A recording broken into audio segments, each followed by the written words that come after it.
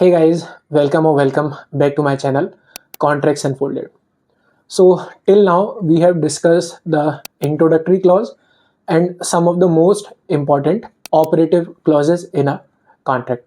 And from today, we will start discussing about the boilerplate clauses. So, these are the clauses which are usually placed at the bottom or at the end of the contract, and therefore, many readers or many lawyers skim reading through them. But boilerplate clauses does not mean unimportant clauses.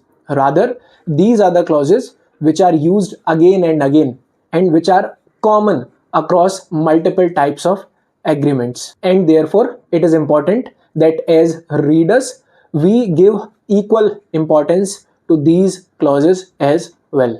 While they won't affect the day-to-day contract, however, they do affect what happens when real pressure hits the real deals or real contract. So without delaying any further time, let's jump into our first boilerplate clause, which is the assignment clause and the subcontractor clause. So let's start with the assignment clause. An assignment clause governs whether a party under a contract can transfer its rights and obligations to another party or not. In simple terms, it means stepping out of the contract and letting some another party step in. For example, a startup company may transfer its customer contracts to the company which acquired it, and similarly, a service provider may transfer its agreements to another entity under the entire corporate group.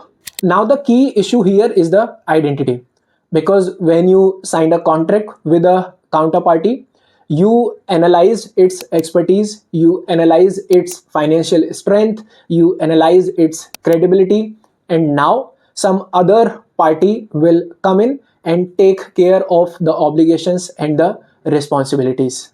And that is why many contracts says neither party may assign this agreement without the prior written consent of the other party. Now there can be some exceptions to it, such as assignment to a affiliate company or assignment during a merger. But without proper restrictions, assignment clause can literally change the counterparty with whom you were dealing with. Now let's talk about the subcontracting clause. So a subcontracting does not transfer the contract, rather it delegates some part of the performance to another entity or to another party. In simpler terms, the original party will still remain in the contract, but on behalf of it, some other party will be performing the services. For example, in a IT service agreement, it is very common that a party delegates some of the front end support or some of the back end support to another party. Similarly, in a consulting agreement, a party may hire some other partner to provide the consulting services. So the key difference here is the responsibility. In subcontracting, the original party still remains part of the contract and therefore it still remains fully liable to the client. So while subcontracting only affects the performance, the assignments changes the entire legal ownership of the contract. Now let us talk about their importance in the contracts. So if the assignment is fully restricted, then a startup may find it very difficult to transfer the contracts during an exit. Similarly, if the subcontracting is unrestricted, then the confidential data or the regulated data of the company may reach to an unknown party. And therefore, it is important to review these clauses and make changes or make red lines accordingly.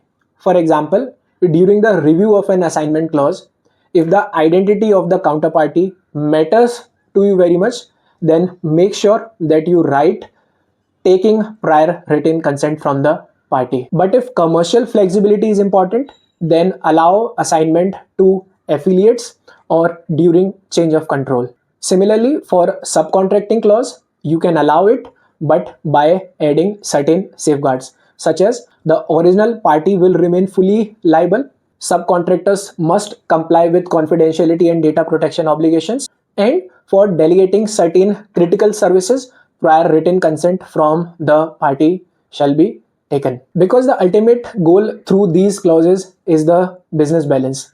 Too much restriction will affect business flexibility, and too little restriction will affect the business control.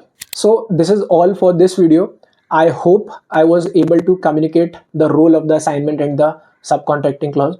If you find this video helpful, consider subscribing this channel and sharing this video with other people who works with contracts. Thank you so much for your time.